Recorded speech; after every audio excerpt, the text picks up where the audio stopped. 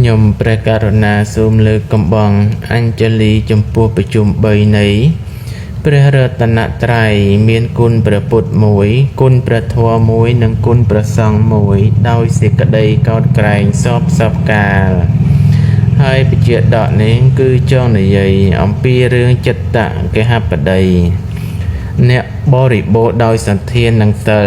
មានគេបូជាគ្រប់ទីកន្លែង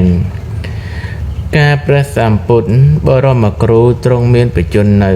ថ្ងៃមួយព្រះអានន្ទទូលសួរព្រះសម្ពុទ្ធថា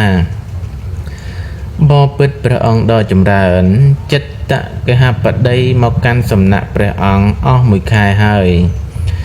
មានទេវតានិងមនុស្សទាំងឡាយតែងបូជាគ្រឿងសក្ការៈដល់គាត់រាល់ថ្ងៃ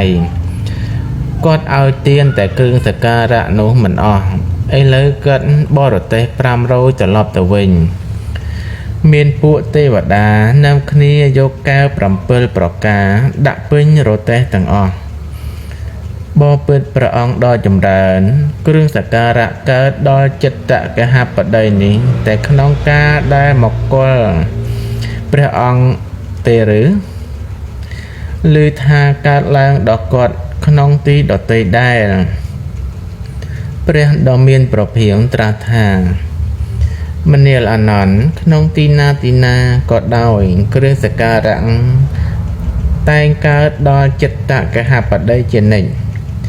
ព្រោះគាត់មានសទ្ធានិងសិលបានកសាងទុកតាំងពីសាសនាព្រះពុទ្ធព្រះនាមបតុមមុត្តរៈលុះដល់មកសាសនាព្រះសម្ពុទ្ធព្រះនាមកាសបៈ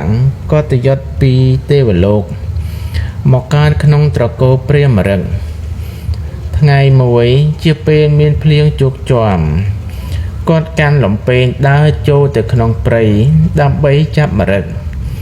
ស្រាប់តែឃើញភិក្ខុមួយរូបទូលជីវរឈរនៅក្បែរញោកភ្នំគាត់ក៏គិតថាលោកម្ចាស់អង្គនេះប្រហែលជាធ្វើសមណធម៌អញនឹងប្រកែកចង្ហាន់លោកបានម្ដង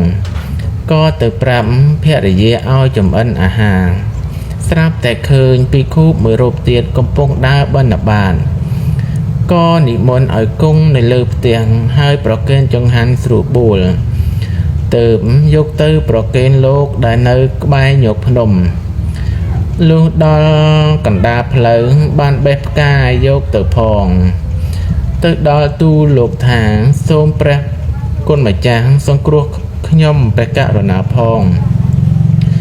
រួចក៏យកចង្ហាន់ដាក់បាតលោកហើយបូជាផ្កាម្លិះទៀត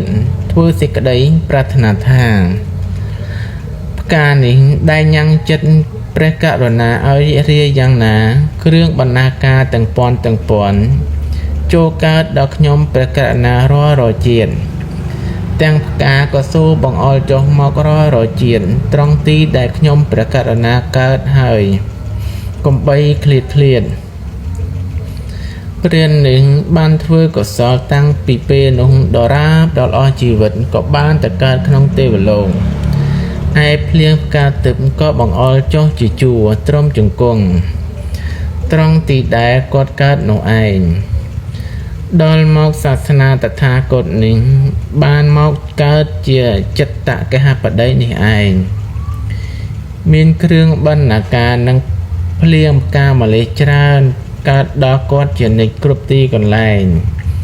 នេះជាអានិសង្សរបស់អ្នកបរិបូរដោយសទ្ធានិងសិលទ្រង់មានពុទ្ធដីកាដូច្នេះសន្ធោសិលេនសម្បណ្ណោយសោភោគៈសាមតិតោយ៉ាងបតិសង្ភេចតេតថាតថេវពោចតោ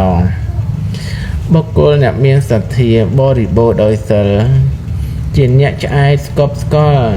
ដោយយុះនឹងភោគៈគប់រោគនៅប្រទេសណាមានគេបូជាក្នុងប្រទេសនោះហើយបជាដកនេះក៏ចប់តែប៉ុណ្ណេះឯង